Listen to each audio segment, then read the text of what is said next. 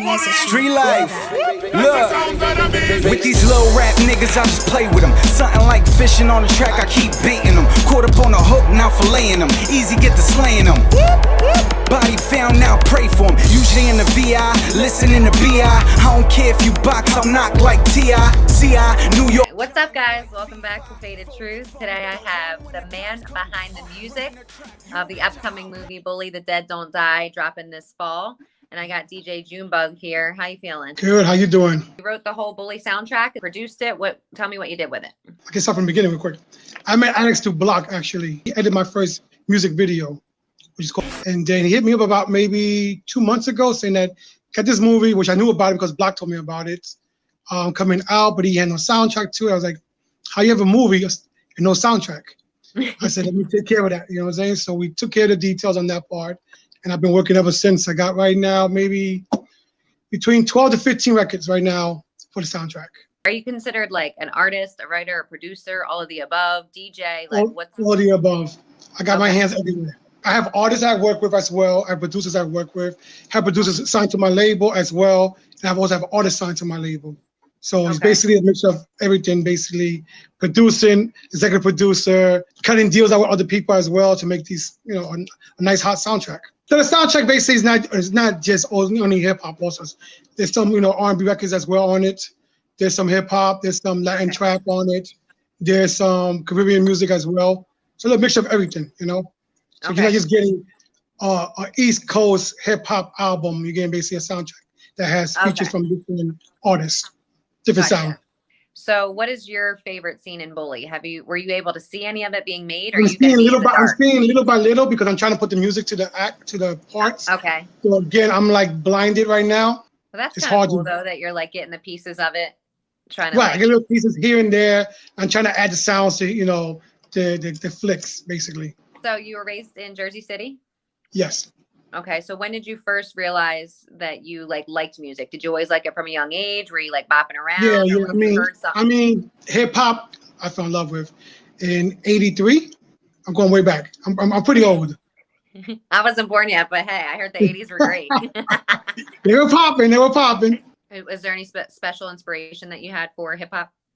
It was Run DMC basically. I mean, I got the Run DMC on my arm.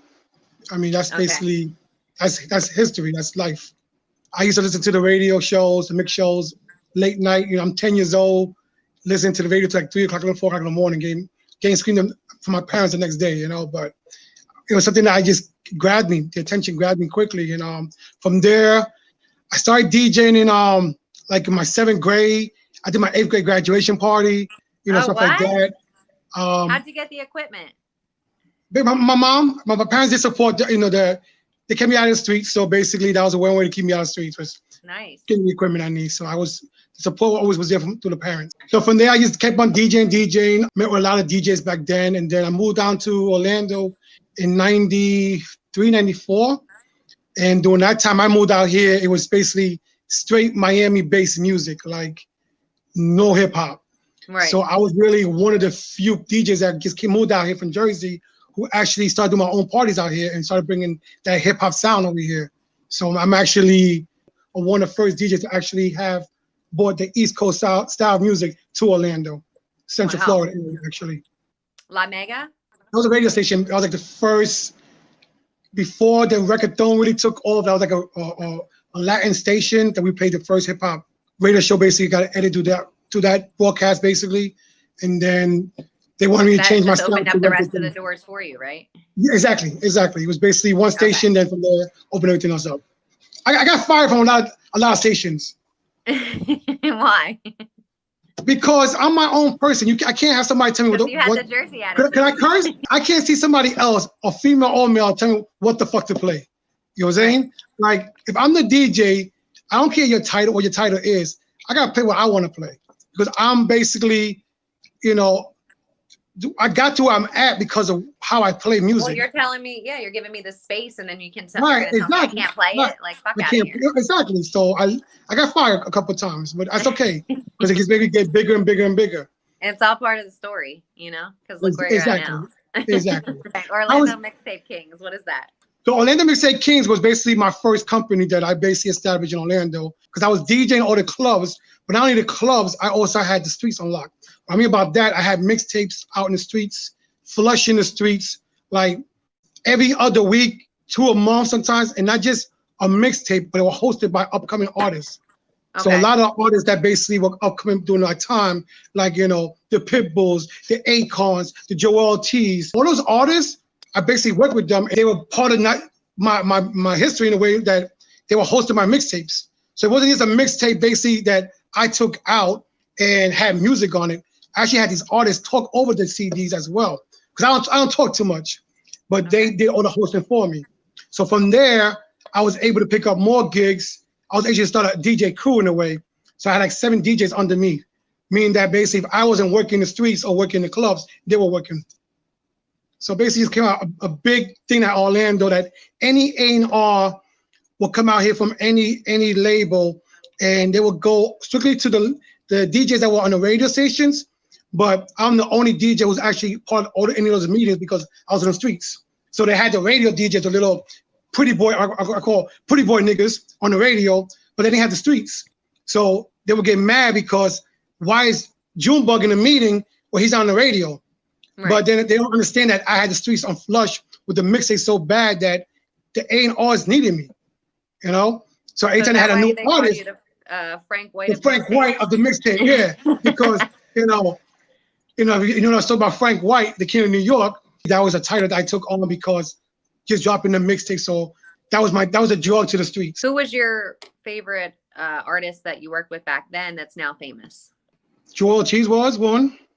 Akon was another one. I have fun with Pitbull here and there. Street Dreams Music Group, is that your current label? That's my label right now, yeah. So that's the one that you kind of take other artists under your wing and just right. So I just basically, I think, you know, I love Orlando. I ain't gonna say that it's the worst city because fucking it's not, but a lot of artists out here don't like to work.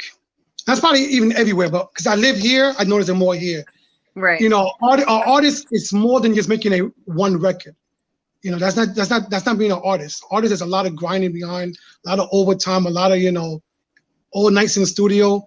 Just because you make a song don't mean you're an artist, you know? Right. So I have a few from Orlando, but I work with a lot of artists from New York. For some reason that the artists from New York either feel what I'm doing or they're trying to get out of the New York area, so they pay more attention to what I'm doing, I guess. So, you know, I have a lot of between Orlando and in New York, a lot of artists that I work with. Okay. So who is your favorite like collabs that you've done in your career? Music-wise, I did a fun record called WYD with this guy from Harlem. His name is June and Ray Lavender. JuneBuhg, what up? Fuck your calendar. What you doing? Mommy, come ride with me, ride with me. Trying to put you in a new position like you've been promoted. Lucky for you, my side piece been demoted. My girl got a girl and I'm trying to kiss a friend. Get her to the D without visiting Michigan. The best mixtape, I guess, was a mixtape I got hosted by Fat Joe. Because during that time, Fat Joe was already in his prime already, and I didn't think he was gonna really host the mixtape for me. But you know, somebody pushed the button here, pushed the button there, and it made it happen. Nice. A lot of the mixtapes that got hosted on my projects, they were pushed by another person for me. So basically, you know, the power push made it happen. What do you think's the hardest part about your job, considering you have so many trades? Like, is there something that you have to constantly do to keep going, or are you just a grinder? I'm just a grinder. I'm like, I'm a hustler. Do you ever get overwhelmed at all? Oh, a lot of times. I mean, sometimes I want to give up, but it's not. Music is in my life. It's in my blood. Right. Yeah, I get frustrated sometimes dealing with the artists. They don't want to push, you know, their music, stuff like that. My first album, the Certified album, out of all the artists, only one artist really pushed a lot was P. Powers, and that's the reason why I decided to do his album. You know, he's an artist from New York as well. When he was pushing my project, even though he was featured on my project, he pushes so much that made me push him as an artist. So right. I basically on his project, I developed him into not just a hardcore hip hop artist. He was able to do songs for females, for the dudes, for the trappers, for everybody, you know. So that was I was very proud of that project as well, because the way it came out was, you know, it took almost 2 years, but it came out good. So do you want to shout out the people that are on the album for the soundtracks? For sure, Block's on the album. I got my Young Gunner Finesse on the album. Pete Rose, Pete Powers, Ray Lavender, Juno A Year, New York Is, Viper, Von Browns from New York, from Harlem. Fat Boy Izzo, which is Peter Gosson's brother. I got him on it. Those pictures are the main keys of the project. There's a couple other ones here and there. I'm still working the final details with them. I asked them to do 11 records. I got 15. So I'm still looking for 2 more. And then added 17 records. I'll decide which of the 12 that make it. And the soundtrack will be on what? All platforms after the movie drops? All Does platforms. that soundtrack come out before or after the movie? Or so that's what we're trying to figure out right now. So right now, we're shooting the video September 12th out here in Orlando, because the song basically, the first single will be called Sirens. I think so. Right, exactly, yes. Yes, that's the one. So that's the first single. That one? That's Block, Finesse, and P Rose. Okay. I could probably push the album out probably by mid-October, but again, I'm waiting to see what the green lights with Alex. Right. Because I don't want to push the soundtrack out way before the movie comes out. And I want to be basically almost at the same time, or even a week or 2 weeks, delay.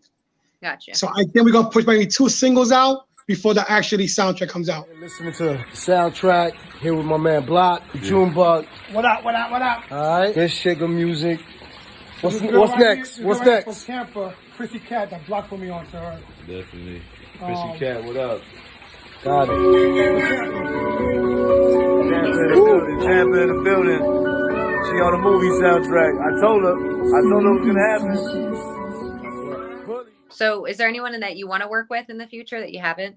Old school artists, I call them, 90s, 2000 artists. But, right now I work with anybody. I'm going to. I'm that type of dude that likes to find the nitty gritty artist that is humble but hungry. Like a fat motherfucker who hasn't eat. Like that kind of hungry. You know what I'm saying? Like, because those are the ones that basically they want it. They want the success in life. Right. And that's the reason why I built my career like that. I built a lot of artists that were nobodies. Somebody who's already on top right now is not gonna look for somebody like me, you know what I'm saying? But I would look for somebody who's already on top, you know what I'm saying? The opposite. So I like to take somebody who has the same hunger I have and build a beast out of them, and hopefully they become successful. Make me rich, I guess. Right. The 4 right now, I got real big hopes, and I know they're gonna make it be successful. It would be Block, of course. If he's on grind the way he is right now, he's be successful. I'm fighting inner demons, my mind spent like a spree well. Shot him in his neck and his back, gave him that easel. Just found out what a pre-sale was, I'm levitating.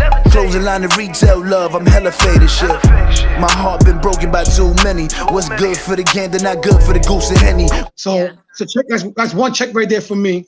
Pete Powers is the second person right there. That's 2 checks right there. Me bad, I guess it's all my fault. Because the nigga did dirt, I thought I won't get caught. I guess playing games really ain't my sport. I was taught by the best, so I thought I really wanna stop and just ease off the block and putting too much. The Young Gunner Finesse, he's actually featured on the album as well, and the soundtrack is my 3rd. I put it down for my niggas in the pen. Free G ho, I got the beat, now let it spin. Coming out the 7-1 Ultra with a grin. All we do is win and then proceed to getting chips. All these lames looking light, so my niggas going in. My 4th check would be on Pete Rose. And from there, who else comes along? As long as you show me that support and that grind, I got your back all the way. So is there like a main goal with the music, or is it like wherever it goes, you just go with it? I go with the flow. So do you only do music, or do you like movies and stuff? Like have you produced other things, or just music? I don't do movies. I don't do none of that stuff. No, you can find no Pornhub on me and all that stuff. No. I mean, I do a lot of storylines for my videos. I like to give the director a direction of my videos, because I know my songs more than they do. I don't want, a song you be it with me for 6 months to almost 2 years. And to me it's old. I keep on hearing it. To me it's old. But I already have the concept of the video, how I want to shoot it, how I want to do it. They made it alive, but I was able to create it in a way. Right. You know what I'm saying? I do this for me, because you have that's to. Something that I have to, I always said it, it gets tough patting myself on the back all the time. You have to. What's your best advice for people in your industry? Stay focused. I have a thing for the past almost 3 months. Every Friday, I say, it's fucking Friday. Wake up. You know what I'm saying? Live your life. Fuck your haters. You're always gonna have haters no matter what you do in life. Fuck them. Say, salute to them. Say hello to them. Call them. Compliment. It's you know what I'm saying? Yeah, just move with your life. Do what you do. You. Fuck everybody else. You know what I'm saying? If it's music, if it's music, if it's a producer, if it's whatever I don't care. You the garbage man. You know what I'm saying? Because they make money. You know what I'm saying? Just do you. Fuck everybody else. Because if you keep on listening to all this social media bullshit, look at the life we live in right now. It sucks. We can't even live life, but we have to live life ourselves with, our friends, our family, and even the haters. Why not? Just live life. What's your upcoming projects besides finishing this soundtrack? Do you have anything in the works with Actually, because you have Still Certified, right? That's the next album. So right now is the Bully soundtrack. First quarter of the new year would be the Black and Fred project I'm finishing right now. It's basically an album that Black has a lot of songs with Fred the Godson, rest in peace. I also have a lot of records that Fred did for me as well. And I'm actually putting both of those together and making an album for his kids. So all the money we raised for it would be for his wife, his kids. I don't want nothing out of it. Black doesn't want anything out of it as well. I'm working on Still Certified, which is the continuous certified that dropped 3 years ago. And then I'm working on Pete Power's next album. So how long will it take you to do one album? Does it take like months or? It all depends on see, because I don't rap. I'm not a rapper. If I was a rapper, forget about it. I'll be done. I can't rap for shit. I feel like you got like. I can't rap for shit. My project takes longer because of all the features and stuff like that I have to do. I gotta wait for all the artists to get back to me. Sometimes some of these artists are big headed. I gotta deal with their managers, and when they say the word manager, I'm like, fuck it, I don't need to work with you. I work with somebody else. I hate dealing with managers. They don't do shit really for you in a way. Sometimes they always want to cut or something, and they are your worst critics. Sometimes I really don't call myself a manager for any of my artists I work with. I call myself like a go-getter for them. You know what I'm saying? I try to do the best I could do until I can't do no more for them. Depending on how long we on lockdown, because that's the problem right now. We on lockdown, so it's hard to get me going other places. I like to travel. So on a certified album, I was everywhere. Like everywhere I had to be. Every other month I was in New York, and I was somewhere not home to get the records done, because I can, you're an artist. I can send you a record, and I can wait all day for you. I can wait all month for you. But if I'm in your face, you have no choice but give me that shit. So wait, where do you get your inspirations from to make these beats and stuff? Well, some of the beats, I don't make all the beats. I make some of the beats, and depending if I make it or somebody else makes it, what I do is I like to put the concept together. I'll hit the beat, I'll have a melody in my head because of the producer who made the record. They have already a melody in the song. So I'll shoot the idea to someone like to an artist like Black or somebody else, or they might shoot me a melody as well. You know what I'm saying? And then I'll be like, okay, so I got so and so on this record. Who would be good to go with this person, or is this song just for that one person alone? So it all depends on basically how I feel, how I wake up that day and say, who the fuck I want to deal with, So do you have any special talents besides being I don't do cartwheels and that shit, no. So I'm not sure. I'm not, there's no circus over here. What do you do when you're not doing music? Do you have like something like a hobby or? My hobby, honestly, I got grandkids. You got grandkids? I got three grandkids. Damn. You look young now. You look good. Thank you. I appreciate that. It's like the boy head, stuff like that. Silver fox look. Yeah, well, I'm like, the crazy shit about it? This ain't me. I mean, the beard's always been me. But I'm the type of dude that used to be in the barbershop every week. Every week. Okay. It's quarantine. You okay? Listen, COVID happened. I said, fuck that shit. I'm cutting my hair down. I mean, I did this look about a year ago. Rest to my grandpa. I mean, he had cancer, so I cut my hair because of him as well. And then we went to COVID. We went on lockdown. I said, man, fuck the barber. And even when they opened back up, I said, fuck the barber. You know what I'm saying? I cut my own hair. And the beard, I haven't dyed the beard. I haven't gotten to, get no dye, nothing, and just letting the shit just grow out. People are like, yo, your shit's crazy. I say, hey, fuck it. It is what it is. It's crazy. Anyway, let's get back to this music. I'm worried about my beard. Exactly. They see spending time with the youngins, that's a good. But I really got no hobby. Music is my hobby. It's my life. It's everything. If you're an inspired artist, producer, if you're in this music, don't ever give up. You can have a song today that might be old to you, but give it time. Give it 2, 3 years, sometimes 5 years. Some songs ain't popping till 5 years later. And it could be one of your old records. Don't give up on yourself. You know what I'm saying? Because if you don't believe in yourself, who's gonna believe in you? No one. I mean, that's no one. Yeah. You know what I'm saying? So I say, like I say every Friday, salute, one love to everybody. You know what I'm saying? Keep grinding. Fuck your haters. Fuck the haters. Thank you so much for being here, JuneBuhg. We're going to listen to you in the soundtrack of the upcoming movie, Bully the Dead Don't Die. So everyone stay tuned. Until next time, peace out. These niggas think they dealing with. Got the ISIS flow, I been killing shit. Got the ice in the snow, I been whipping shit. Couple cars on the lot like a dealership.